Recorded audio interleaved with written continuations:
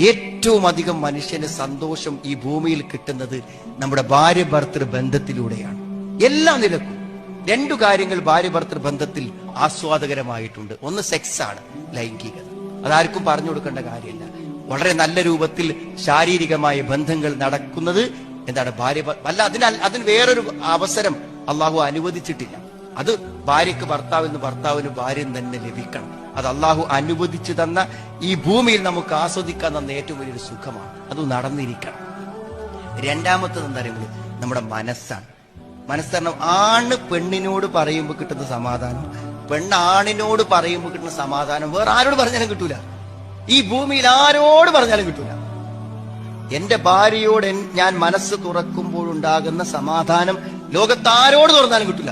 അത് ഉമ്മാനോട് മനസ്സ് തുറന്നാലും കിട്ടില്ല, വാപ്പാനോട് തുറന്നാലും കിട്ടൂല. അത് അള്ള വെച്ചൊരു സംവിധാനമാണ്. വാപ്പാനോട് ഉമ്മാനോടൊക്കെ പറയുമ്പോൾ നമുക്ക് ആ സമാധാനം കിട്ടിയിരുന്നു. അതൊരു വിവാഹം വരെ കിട്ടും.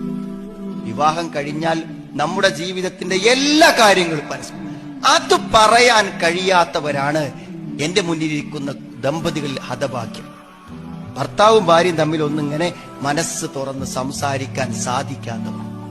അതിപ്പോ ഈ പുതിയതായി കല്യാണം കഴിഞ്ഞവർക്കും പറ്റണില്ല, കുറച്ചു കാലം ജീവിച്ചവർക്കും പറ്റണില്ല.